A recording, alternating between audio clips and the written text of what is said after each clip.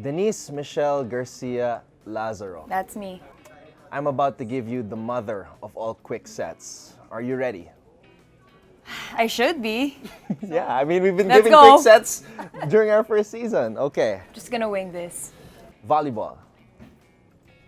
Life. Colegio San Agustin, Makati. Childhood. Coach Mary Grace Vita. Second mom. Ateneo. Oh. Best days of my life. Coach Roger Goreab. Coach Roger. Dad. Dad. Eliza Valdez. Yung Pinky. Team Besh. Batchmates. Coach Ty Bundit. Running. Iron Eagle. Ego. LaSalle. Rival. LA Revilla. Boyfriend. Not babe? No. SEA Games. Singapore. Kiana D. Girly. Chris Aquino. Queen. Coco Life. Coco. The Fit Movement. Bea. Palace. Where? Down the line. Good vibes. Good Good vibes. vibes, good vibes. Wow.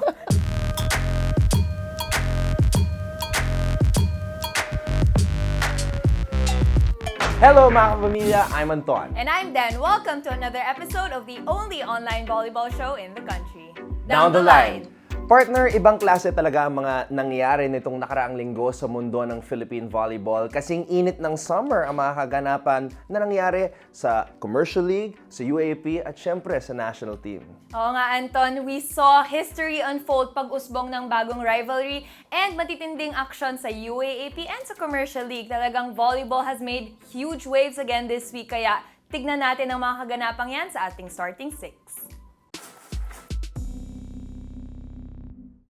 Sa pagpapatuloy ng Philippine Superliga Grand Prix, lumapit ang mahigpit na magkaribal na Petron at F2 Logistics sa pagselyo ng rematch sa finals matapos talunin ang kani-kanilang mga nakaharap sa best of 3 semis. Tinalo ng Petron ang Coco Life in 4 sets sa kanilang Final Four Series opener, habang ang F2 Logistics ay nagwagi sa 4 na sets din kontra naman sa Photon.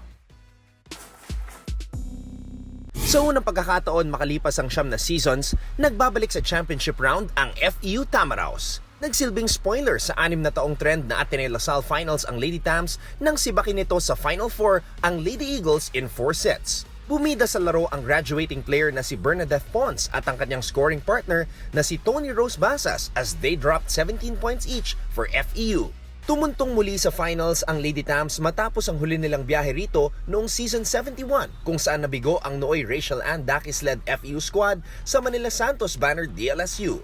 Makuha na kaya ng FEU ang kanilang 30th title? Yan ang ating aabangan.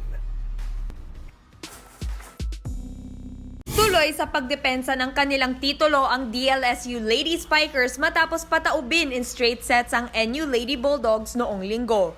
Ito ang ikasampung sunod na finals appearance ng Taft-based squad. Namayani para sa Lady Spikers si graduating opposite hitter Kim Kiana D sa kanyang 17 points habang sumuporta ng 11 markers si Tintiam Zon sa paglapit ng DLSU sa 2 panalo na lang para sa kanilang 11th title overall.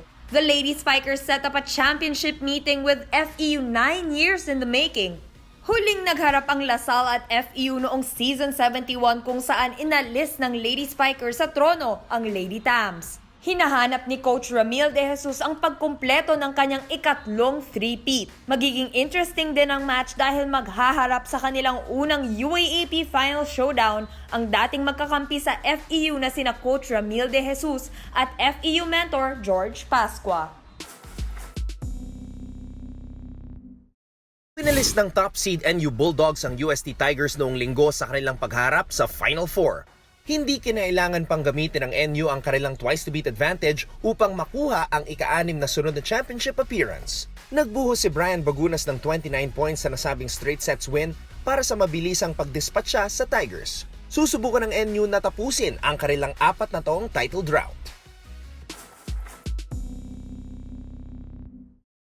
Four-time most valuable player Mark Espejo went all out noong Sabado para tulungan ang three-time defending champion Ateneo Blue Eagles na ungusan ang twice-to-beat FEU sa simula ng Final Four. Nagtala ng league record 55 points si Espejo para iligtas ang Ateneo sa pahirapang 5-set match. Espejo tallied 47 attacks, 6 kill blocks, and 2 aces sa pagtala ng ika-4 sa pinakamataas na score ng isang player sa mundo. 4 points shy na lang ang puntos ni Espejo para pantayan ang 59 markers na ginawa ni Cuban Leonardo Leyva Martinez noong 2013 sa Korea Volleyball League.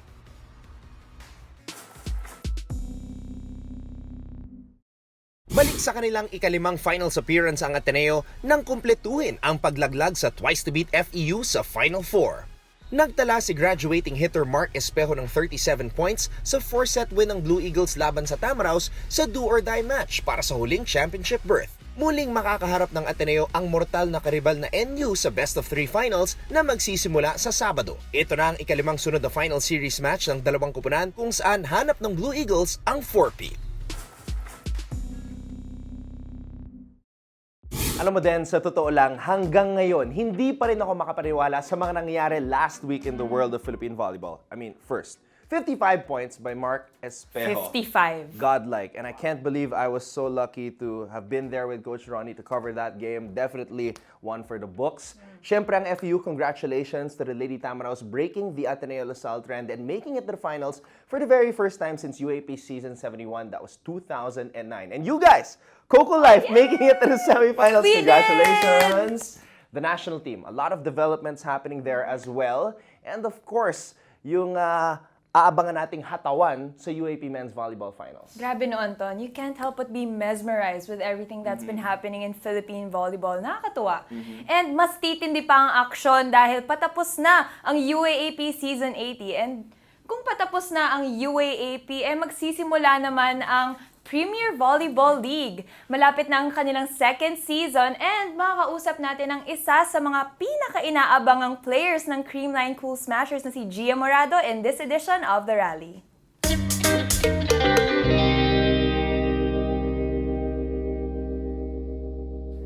Hello everybody, I'm Anton. And I'm Den. And you're watching the only online volleyball show in the country, Down the Line.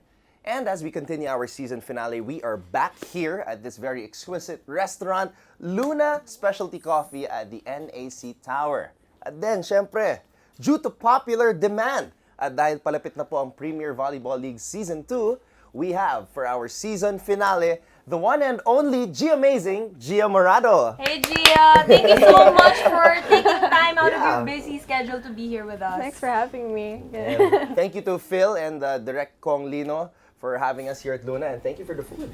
Thank you so much. It's great to be back, and Gia, we're very thankful for the time. Alam naming sobrang busy ka. Alam naming you're preparing for the upcoming PVL season, but you're here with us today, so thank you so much. Thank you, Ren. Have you been training as usual? Yeah, training every day as usual. You know, Coach Tai. Yeah. So, before we get into the PVL preparations that you're doing, of course, ang daming fans na gustong malaman yung background mo, yung bago ka naging Ateneo Lady Eagle, na kilala ka as the G-Amazing Gia Morado. Alam ko na yung family mo very involved sa volleyball. Yeah. All of your siblings play volleyball. Si Jamie, si Ate Jess, and si Bok, who is now playing as a setter sa Ateneo Blue Eagles. Pero, I heard na hindi volleyball ang first love mo, basketball. Yes, yes. But how did you get into volleyball? How did you end up playing volleyball? Well, ever since we were small pa kasi, usually kasi when you give little girls toys, di ba, minsan dolls, minsan cooking stuff, our dad gave us basketballs. So, ever since talaga, basketball was my sport. Like, kami magkakapatid, we would go out to the park to play. Tapos, when I was looking for a varsity, I wanted to try out for basketball. But things happened, so they said, why don't you try out volleyball instead? Since your sisters are playing, nasa schools nila, why don't you try it out just to see if you like it? So I tried out. After that, parang I got hooked. Parang it's different, it's challenging, it's difficult, but I liked it naman. yun, ever since talaga, yun yung ginawa namin. Kaya ba ang galing mo mag-set kasi basketball? Actually, yung Coach Vita, yung high school coach namin, she said na malaki kamay ko, pwedeng pang set. And yung I hate you. No, can we see it? Can we compare? No, Like, It's not that okay. big. Put your hands together. It's like, not that, there. see, malaki. it's the same. And we're almost it's the same height. Yeah, okay. It's the same. Yeah, almost. Ay, so sabi niya, kasi when I shoot, kasi parang ako nagsiset. So parang when I do extra drills, ganun, that's what I do. Parang I just shoot and shoot and shoot. So accuracy drill siya for me. So basketball helped. So it's the flick of the wrist. There's that skill. Okay, kaya nasabi ni Gia na coach namin, si Coach Vita, sa mga hindi nakakaalam, Denise and Gia both went to CSA Makati, correct? And I remember, Gia, naikwento mo sa akin, nagsimula ka mag-volleyball grade 5, and then when you were a freshman at CSA, ang senior mo, si middle blocker Denise. Middle blocker. Believe it or middle not, blocker. middle blocker. Confirmed by Gia, middle blocker. Middle blocker siya. Middle blocker. At I remember you also told me na may time na naglibero ka. Oh, that was ano pa. That was my first year of volleyball. Grade 5 pa. Grade 5, libero. I went to palarong pambansa with Coach O, Oliver Almadro as my Yeah. coach. Then he made me a libero. Grabe, way back. So si Coach O pala may kasalanan. Time hop. Libero. Okay, so what was that like? I mean, I'm just curious. So first year, Gia Morado at CSA Makati, and then of course Denise was the team captain. What was your first impression of Denden? Be honest. Be honest. We're honest here on the show. Yeah. Honesty is the best Yeah. policy. Well, ano naman. I want to cut you na lang para hindi ka ma-intimidate. Go ahead, Gia. Pretend she's not here. Yeah, Kasi pretend I'm not syempre, here. grade school ako naglalaro, tas we already know how intense high school training is compared to grade school and how intense the coach is. And maybe the seniors are intense too. So, nung pag-tryout ka ng summer for high school, tas I met Ateneo. She was nice naman, smiling and everything. Pero pagdating ng training kasi, sabi ko, ganito ba talaga dapat? Tapos syempre, takot na takot ako magkamali, di ba? Kasi I'm the one setting her up, tapos siya middle, tapos pag hindi niya napapalo, feel ko, ako mali. Wow. And the way she looks at me, parang, That's a different perspective. Yep, it is. but only in the court. Because you know how intense Coach Vita is, Yeah, diba? as She in- wants perfection. Laser point focus talaga in training, in the game, and But did you imagine, like, during the time you were at CSA na one day you guys would reunite and team up again in Ateneo? I was hoping, but I never expected that I would reunite with her as a libero. Don't stop! Nagbago. From a middle spiker to a libero. Yeah. Grabe. Just out of curiosity, nag-running attack ba si Den? Nag-running ka ba? Did we? I don't think we did. I think we Hindi tried. nga ako nagpa-block eh. I think we tried our best. Yeah, we tried. We tried. That's what matters. Speaking of reuniting in Ateneo, was Ateneo your first choice? Yeah, Ateneo was always my first choice. It's my dream school ever since. Parang, for me, lumitaw siya sa lahat ng choices ko kasi one, yung dream course ko is there. I've seen the campus. I've heard how my sister talks about Ateneo and the people who have come from there na rin. So, yun talaga ang first choice ko. Although I was open naman for other schools. Going back to your UAP career.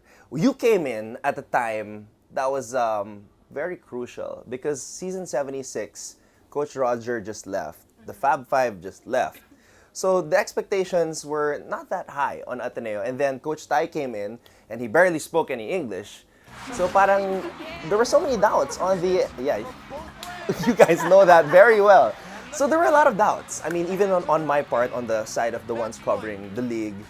But how did you go through that year? I mean, coming in, you had to replace Jem Ferrer, who's a 3-time best setter. And then the expectations weren't so high. Nakatulong ba yun? And you ended up winning the championship as a rookie. So going back, looking back at those times, how do you think you guys were able to pull it off? Well, first, I'm pretty sure kasi we had great leadership. We had great teammates. Pero going into that season, we knew we were rebuilding talaga. So, not low expectations naman exactly. Syempre, aim high pa rin no matter what. So, start of the season, we're like, Final Four. That's what matters first. Go for the Final Four. And Coach Tai, he really trained each one of us as a rookie talaga. Like, kahit seniors namin, same treatment all around. So, everyone was working hard, 100% all around. Tapos, yeah, you mentioned also na he barely spoke English, which was really hard for us also. Like, I remember there was this time, he was making us do suicides, a lot of suicides, and then he was shouting, fatter, fatter. We're like, di ba dapat pumapayat kami? Bata.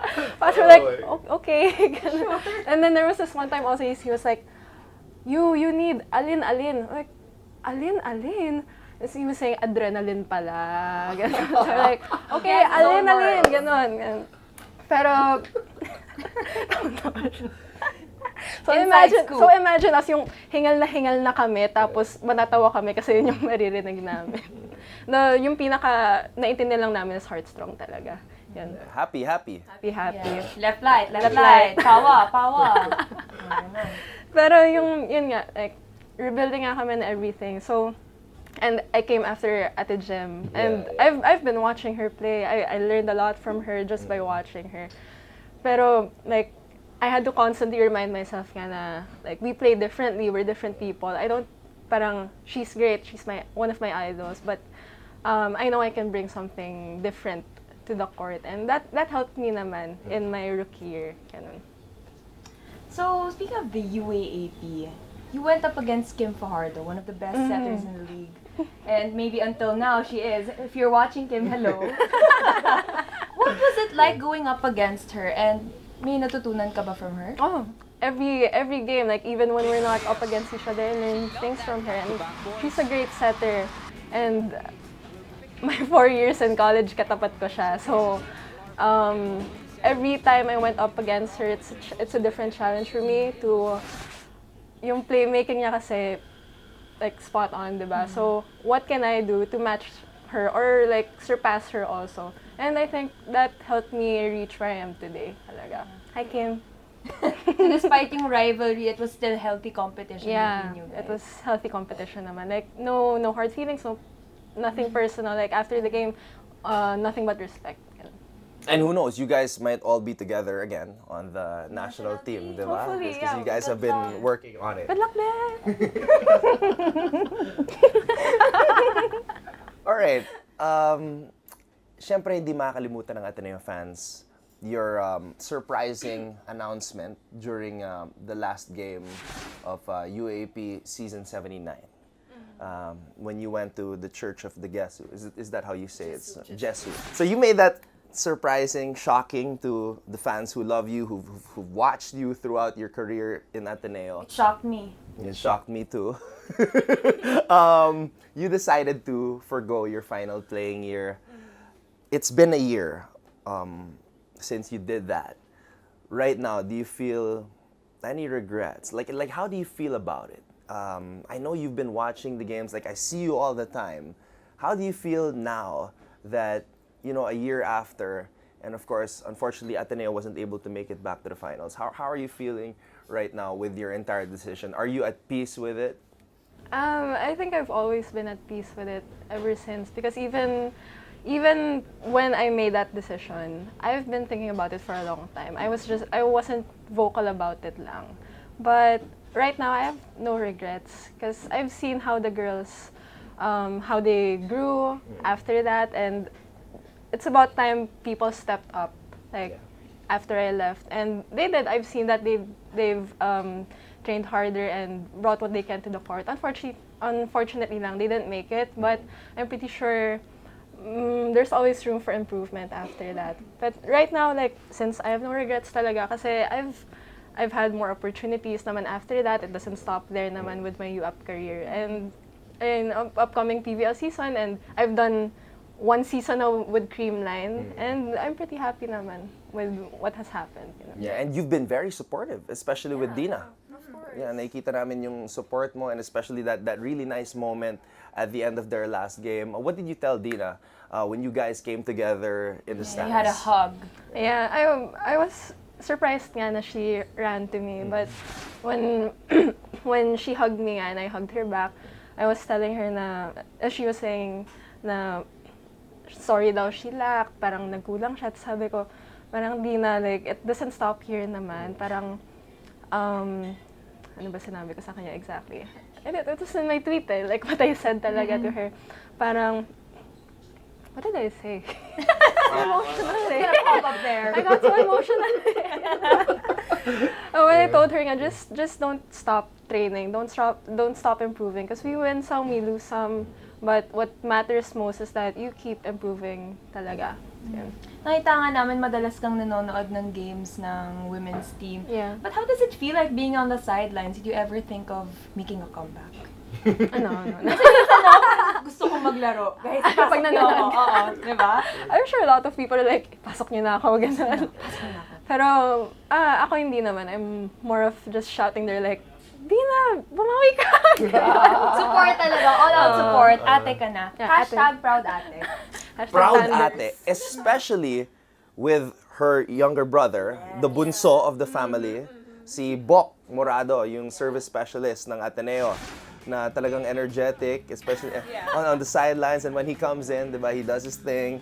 And you're watching, you're always there. Your parents, you, and of course, your special somebody.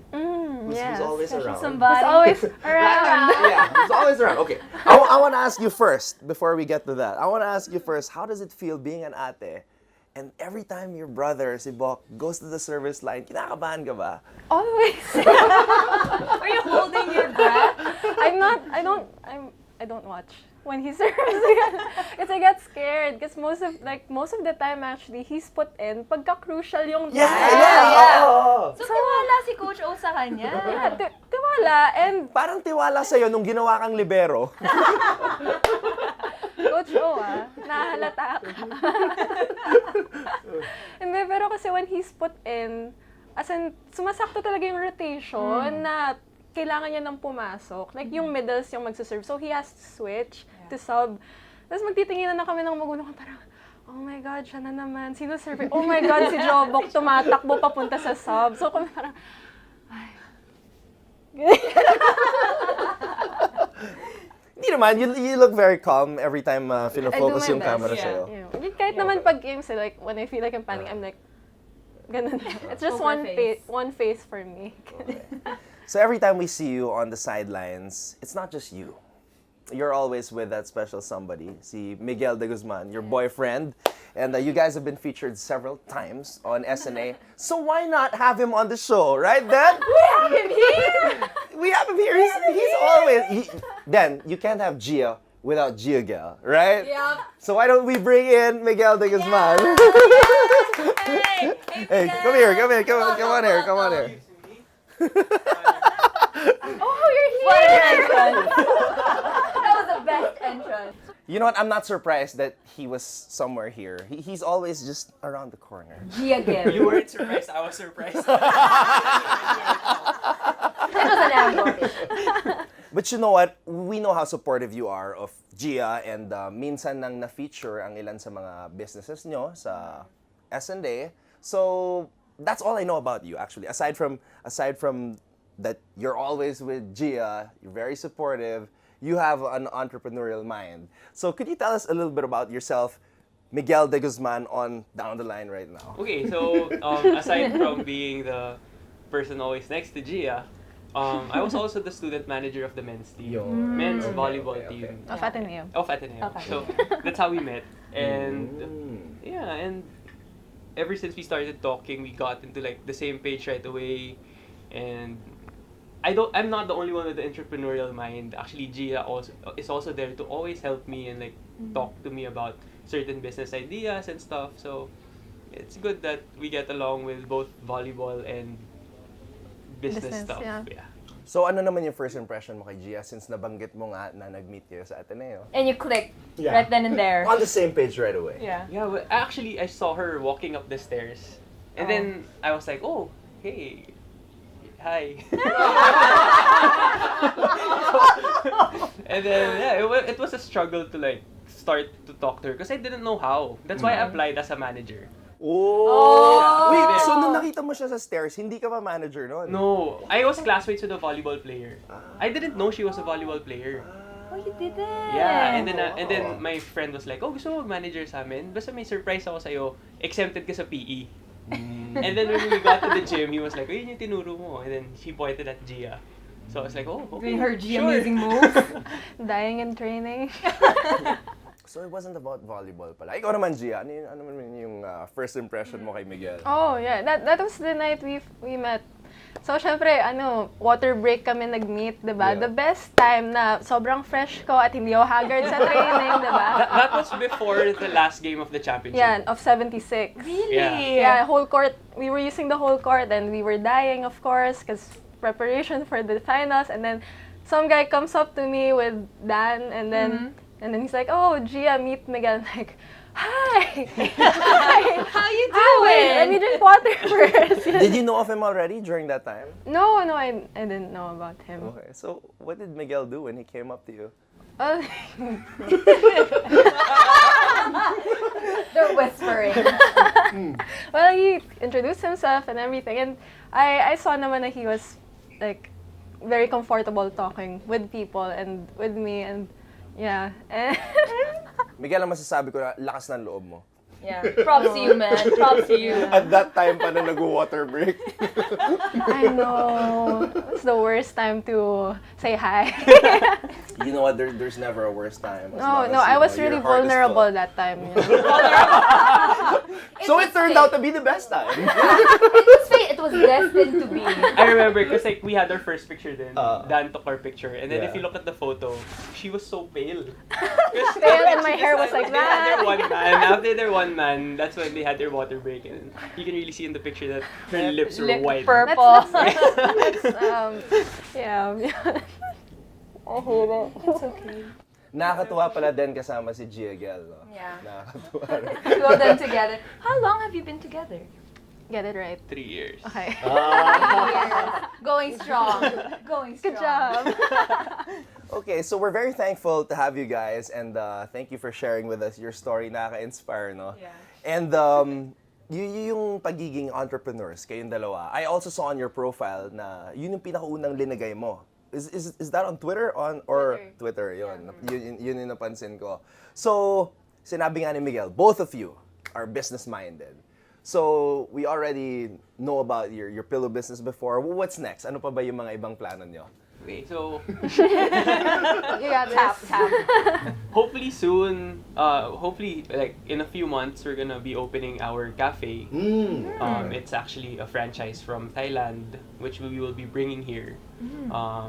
And we're excited because it's not just gonna be a cafe. We're also gonna be offering authentic Thai food, Thai desserts, and really just like an appreciation of the Thai food mixed with our own Filipino food. So we're excited for that. Hope you guys try it out, and I hope you guys. I hope to see you guys there. Yeah, just Let us know. Will Coach Ty be there? Do you want him to be there? Well, it's your restaurant. Coach O is definitely gonna be there. Yeah. Will he? Men's and women's team and all the volleyball teams hopefully will be there. We're all invited.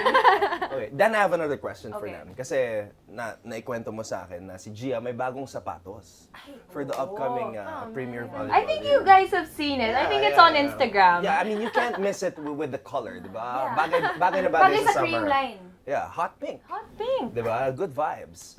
And balita ko, Miguel, ikaw daw nag-design nito. Is that true? Yeah. Hindi ko So how did that come about? Like, do you really do that? No, actually not. That was the first time I customized shoes. And it's a funny story because she likes wearing low-cut shoes.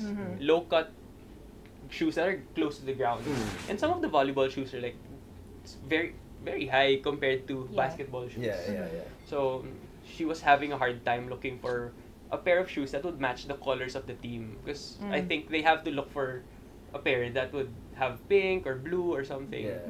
So I was like, okay, sige, let's just buy an all-white shoe and then let's see what we can do. And then there, It turned out really nice. I started using it a couple of weeks ago. And Was it perfect? So we'll see it in this coming PVL season. Yes. Okay. Definitely. Speaking of the PVL season, malapit nang magsimula ang second season ng PVL and mataas ang expectations sa Creamline Naku Cool po. Smashers. But what do you think? What does it take for you guys to bring home the first ever championship for Creamline? I think first of all, we have to manage the expectations and like not get pressured from what people think about us and just focus on what our team is doing to prepare for the PVL. Because I'm sure all the teams are strong and it's reinforced. So there are imports also coming in. So what we have to do is just stick to the program, listen to Coach Tai, and do our best. Okay, and Michelle was on the show. Michelle Gumabo was on the show a couple of weeks back, and she said na the management really has high expectations, like nothing less than a championship. So like, how do you feel about that? We'll do our best. Ikaw naman, Miguel. Yes. How do you feel every time napapanood mo si Gia playing on the court? Kasi nga si Gia, sobrang trying to stay poised when she watches her brother. Ikaw naman, how do you stay poised when you watch Gia play? Okay, so how do I stay poised? How do you? If speaking of Jobok, Yeah. Gia's brother, Yeah. in Gia's 4 years of playing with Ateneo, I've watched her brother serve more times than her. Oh. Because every time Really? she'd serve, I'd like really close my eyes, like look away, and wait if everyone shouts or if everyone cheers or everyone goes like "ay." If everyone goes like that, I'm like, oh my god.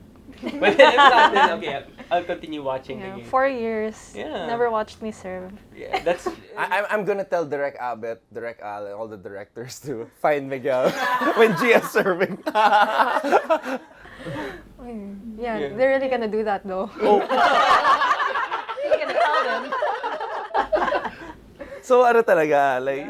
Because I remember one time I was watching the game and then Gia was serving, so I was like this. And then my mom texted me because I don't sit with my parents and anyone. I like sitting alone when I watch their games. Just so no one can see me like hi. So my mom was like, "Oh, you didn't sleep last night?" I was like, "Oh no, I was." She thought I wasn't able to sleep. Tinutulugan mo yung laro ni Gia. So yeah, that's how I try to stay calm. Try. But not looking at Gia. And it's great hanging out with you guys. JiaGuel right here on Down the Line now. Miguel, Gia, syempre, you guys are an inspiration. I'm sure to the fans who follow you guys. And you guys seem very happy. I enjoy hanging out with you guys. What's the secret to having a relationship like yours? Food. Sabay pa yung sagot eh. Really? Is that why you're putting up a cafe? Maybe. Maybe. Kinda, yeah. Yeah, 'cause it's a common interest. You know, then they're in sync. Yeah, they're in sync. Same page nga since day one. I'm curious, what's your favorite cuisine? Like, what do you guys like to eat ng madalas? Buffet. Yeah. Or anything unli. Yeah, like Wow. Korean barbecue, Filipino food. Japanese. Everything. Japanese. Everything Yeah, actually, unli, yeah. really. Yeah. The couple that eats together, stays together, right? You know, Take note. There's a funny story because yesterday was the men's semifinals. Yeah, against yeah. FEU. Yeah. So on the way home, on the way back to Ateneo for Oh, their training. really? Yeah. Let's Come share on. it. Okay. So I was like so happy. I was talking to her about the game with our friend in the back, and then Gia was just like, she wasn't talking. She was just like staring at the front, and I was like, "Are you okay? Why are you sad? Ateneo won." Yeah. Inis ka ba sa akin? Inis May ka ba ginawa sa ba akin? ako? Yeah. And then she was like, "No, I'm just hungry. Can we eat?" And then after we ate, it was like back to the smiling Gia. Happy na again. The secret is food. Yep, secret is food. Always. And also, That's how we started dating, Yeah. actually. And also, like, we respect what each other has to do right now. She has to play volleyball. I have to go to work sometimes. So I don't tell her to like, oh, don't do this, don't do that, because we have to go here or go there. Like Yeah. we respect what each other has to do, and we try to bring each other up in whatever we're doing. And eat. and eat. The way that they look at each other, I know, kinikilig ako. I know. Hindi. Yung tingin namin is like, tama ba sinasabi ko? Better get it right. Alright, so Gia, since malapit na nga ang Premier Volleyball League, kindly invite everybody to tune in and support you guys as you try to win that first ever championship in the PVL. Okay, so to all the fans out there, please watch us this coming May, the first week of May, I think. Please support Creamline as we go for hopefully the championship. And yeah, see you there. And maybe send us a lot of ice cream too. Ice cream's great, I swear.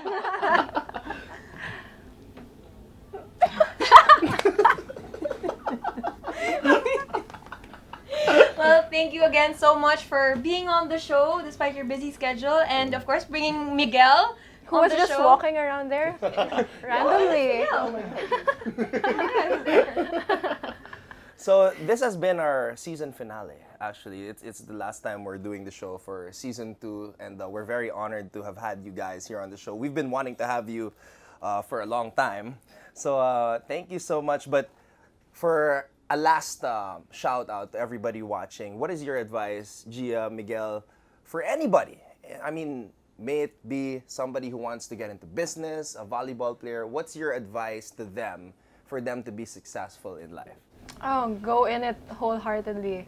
No matter what, even if it's risky, it's business, volleyball, or it's like studying, anything. Just go into it wholeheartedly, because if you're half-hearted, you're already losing the battle. Miguel? For me, I think you have to be focused and you have to accept the challenges, because not everything is gonna be easy. And once you tell yourself that you want something and you focus on that goal, all the challenges that are gonna go your way aren't gonna be there to discourage you, but rather it's gonna encourage you to do more than what you think you already can do and achieve greater things that can bring you to a better place or bring you closer to your goal. Natawa si Gia, parang you've heard that before. No, ayaw niya magpakabog sa sagot eh. Good job. That was an amazing interview. Thank you so much, guys. JiaGuel here on Down the Line. Thank you. I'm sure maraming na-inspire sa kwento na. Ako, na-inspire na nga ako eh. Kakain ka rin mamaya. Kakain na ako ngayon. Well, once again, thank you so much to Gia Morado. Abangan niyo siya sa Premier Volleyball League this coming May 6. And of course, where Gia is, Miguel is somewhere close by. This has been Anton. And then, And this is Down the Line.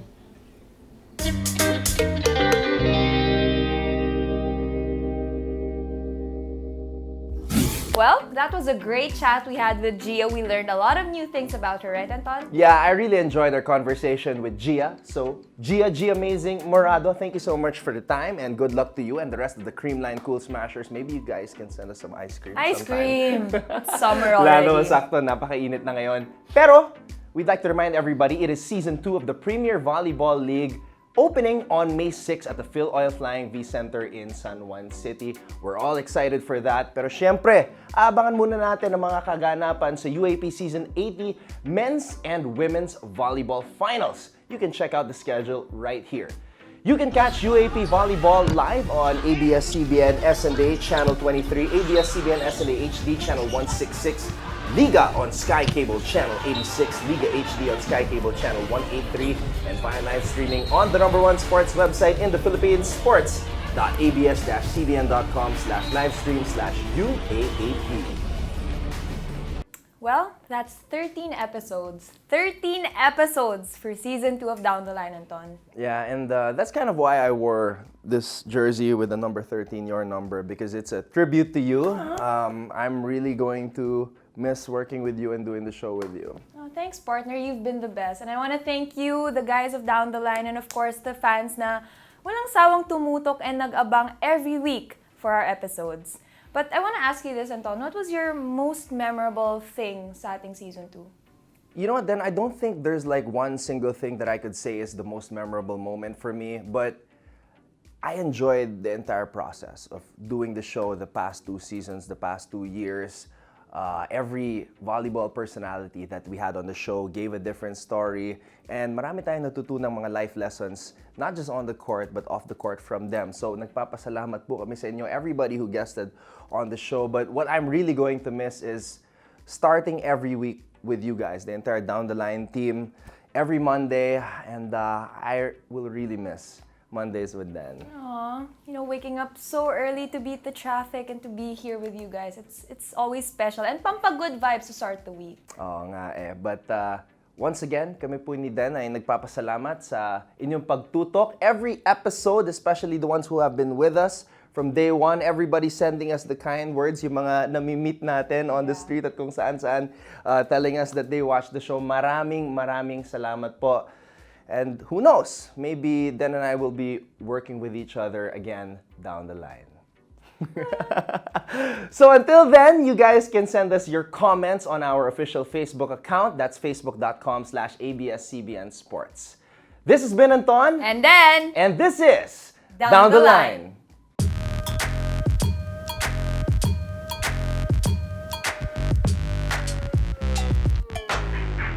Down the Line to me was all about being myself. Down the Line was about volleyball. Being able to express how I feel towards one of the sports that I really love covering. It's also work, but more than that, it was about having fun. Oh my.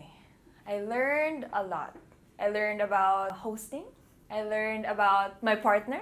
I learned about the guys behind Down the Line. I learned about the lives of different volleyball players, sharing their life story and how they love volleyball. Every person has a different story. Each person comes from a different beginning. Anybody can teach us something. It doesn't matter whether the person is young or old. Meron tayong matututunan sa kanya if we just listen. Well, I didn't have a single favorite moment. Every episode that we do, it's always memorable. It's always different. Always something new. Some new shenanigans Anton would come up with. I don't know. They just happen. It's like when I commentate on a game, the words just come out. I'm just being me. What is your message to the fans who regularly watch the show? Guys, thank you so much for supporting Down the Line. It means so much to me and Anton. Kasi pinaghirapan namin yan. Every Monday, we wake up early and see the guys here behind Down the Line. And it's always so much fun. And nakakatuwa na na-appreciate niyo yung hard work that we put into the show. I just want to say thank you, especially to everyone who talked to me randomly, whether I'm at a restaurant or at the mall. Everybody who sent me kind words. Maraming salamat po. Honestly, I don't know what's next for me. But I feel like a chapter of my career has ended. I don't know what the future holds. I hope it's going to be a good one. And I'm looking forward to the next chapter. What's next for me? Sleep. Well, I hope success in my volleyball career. Hopefully more opportunities for hosting. Or sana magka-movie ako. Joke lang.